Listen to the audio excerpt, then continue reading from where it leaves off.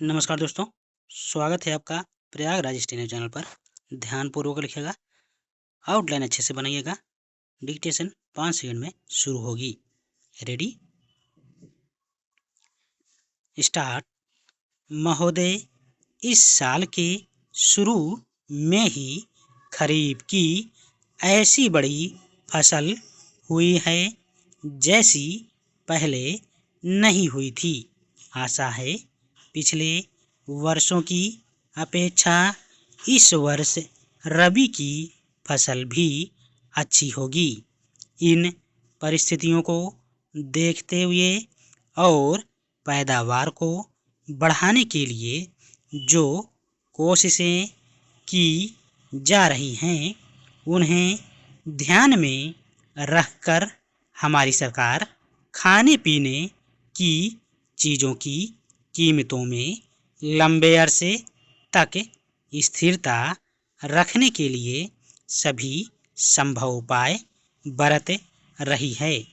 फिर भी हर तरह के संभव परिणामों को ध्यान में रखकर देश की पैदावार और आयात की हुई सामग्री में से रक्षित भंडार बनाने का कार्यक्रम तैयार कर लिया गया है।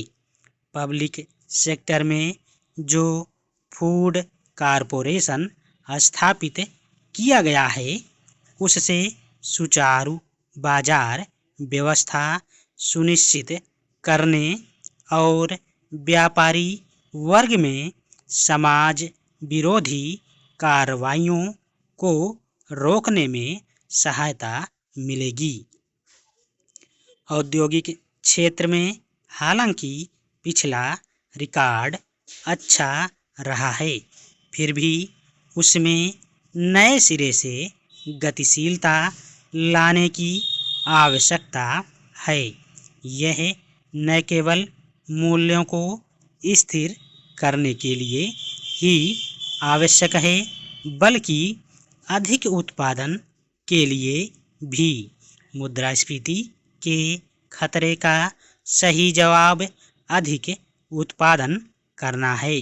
फिर भी मूल्य के स्तर पर मुद्रा के दबाव को और विदेशों में अपनी अदायगी के प्रश्न को भी हम नज़रअंदाज नहीं कर सकते। कुछ अंशों में यह दबाव ऐसे धन से उत्पन्न हुआ है जो खाते में नहीं दिखाया जाता और ना उसका पता ही दिया जाता है। इस प्रकार के धन का पता लगाने के लिए कठोर उपाय बरते जा रहे हैं और इस कोशिश में कोई ढील नहीं दी जा सकती। साथ ही उन लोगों को प्रोत्साहन दिया जाना चाहिए जो सीधे रास्ते पर आने को तैयार हैं और कानून के खिलाफ की गई कमाई के बारे में पूरी जानकारी देने को तैयार हैं। इसके अलावा हमारी सरकार यह घोषणा पहले ही कर चुकी है कि घाटे का वित्त प्रबंधन नहीं किया जाएगा।